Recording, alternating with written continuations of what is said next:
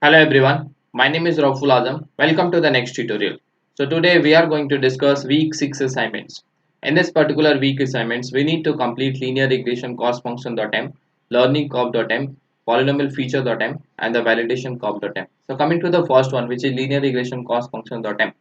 So here basically we want basically this function has to be written the cost function z and the cost value z and the gradient, and in this particular method we are just going to pass x, y, theta and lambda. Okay, so we are just going to implement the regularized linear regression. So in order to implement the regularized linear regression, what we are going to do, so these are the same, just we are going to calculate the hypothesis. This is the hypothesis for linear regression, right? X into theta, and after getting the hypothesis, this is the cost function. These I already explained in my second week assignments, so you can just check the second week assignments tutorial. So this is the cost function without regularization, 1 by 2m into sum of h of x minus y, and we are going to do whole square for all the terms, right? Just the regularized term we need to add. So this is the regularized term. So what is the regularized term? We know that this regularization also we have already studied in our week 3 assignments.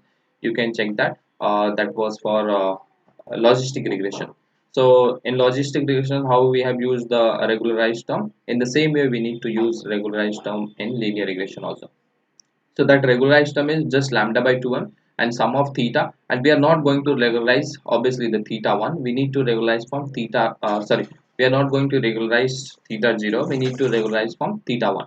So that's the reason we are writing from 2 to tail end. Okay, coming to the gradient one. So for gradient one, in we are not going to add the gradient of this regularized term in the first one. We do the gradient from the second one. Okay, so from second to end, just 1 by 2m, and this the same value. If you differentiate this z value, we'll get this, and if we differentiate this second term regularized term, we are going to get this lambda by m into, I already explained this all differentiation. You can just check that tutorial.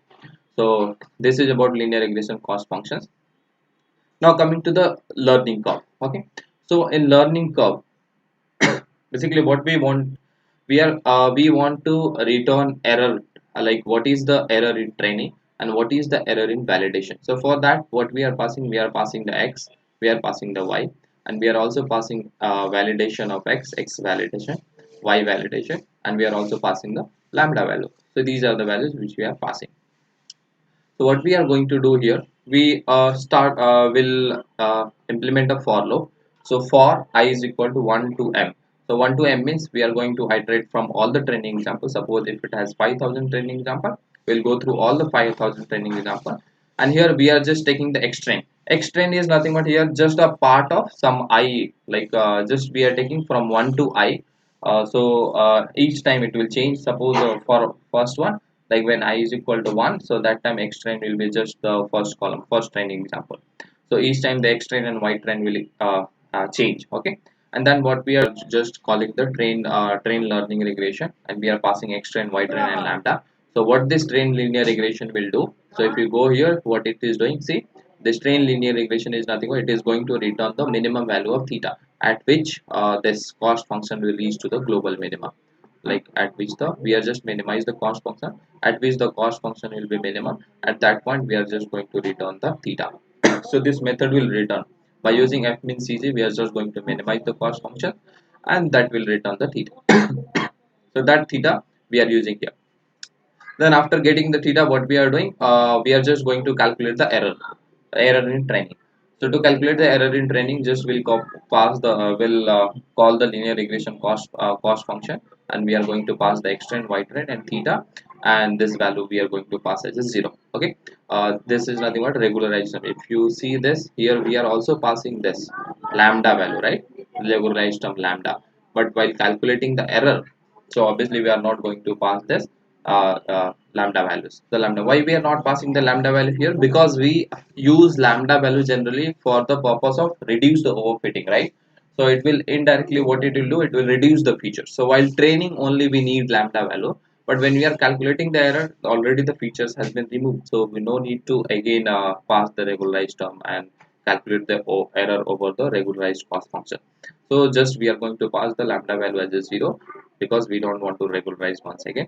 So it will just take x train, y train and theta, and it will find what is the error in training. And also is the same way, it will just train the x value, y value and theta, and it will find the what is the error in validation. So this is about learning curve.m. Fine. Now coming to the next one, which is polynomial feature.m.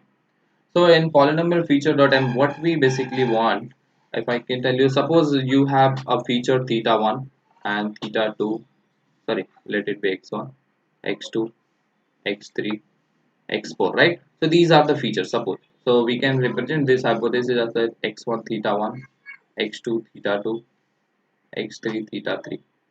Now, if you want to find the higher degree polynomial, so to find the higher degree polynomial, what we are going to do, we'll write x1 theta 1 plus x2 theta 2 whole, sorry, theta 1 whole square, right? We'll write this theta 2 as a theta 1 whole square, and we'll write this theta 3 as a theta 1 whole cube, right? So we are just going to write all the feature cube for, then again power 4, 5, 6, kind of that.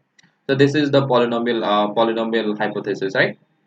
So that's what this polynomial feature is going to return. So we are just passing here in polynomial feature, we are passing x and we are giving the p, and that will return the all the feature like hypothesis in the terms of what polynomial feature it will return. So what we are going to do, basically we'll do just for I is equal to 1 to p, like we'll take all the feature. P is nothing but how many number of feature it has. So suppose it has 10 features, so it will start from 1 to 10, and what we will do, it will take for each feature x of this 1. So we are x of 1 it will take, and what it will do, it will just raise at a x power 1. So obviously first, for first feature it will be 1. Now for second feature it will become x1 whole square, because we are always taking the first column, right? Here 1 we have written, so we are taking the first column.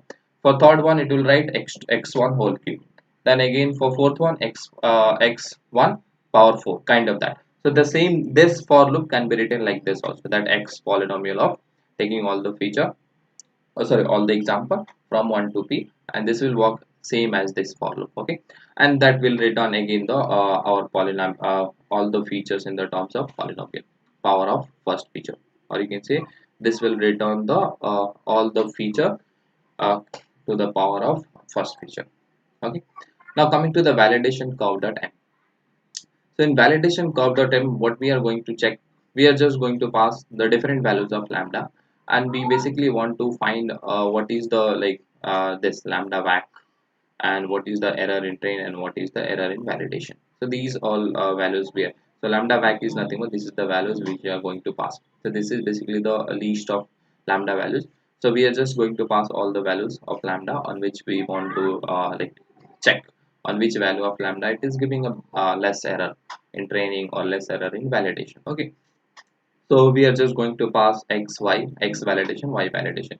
So what we are going to do here, this coming to the for j is equal to 1 to length of x. So we are just going to take each value of lambda, and on each value of lambda we are just going to check what is the error in train and what is the error in validation, and according to that will be identify that which value of lambda is giving less error. So we are just taking the lambda first one, like suppose when it is iterating from 1 to all the right, so it will take the first lambda value, and it will pass that first lambda value to find the optimal value of theta. So obviously we are again calling the train linear regression this method, and it will return the optimal value of theta. Once after getting the theta, we'll just again here also we are not passing the lambda value, right? Because for calculating the lambda we don't need to regularize the cost function, okay? So this will just return the what is the error in train, and the next one what it will do, it will just return the what is the error in validation. So this will keep on returning the error at each value of lambda, and on the basis of that we can easily decide which value of lambda is giving less error. So that's all about today. If you have any doubt regarding this particular topic, please comment down below. I'll be happy to answer. If you like this channel, please like, share and subscribe. Thank you.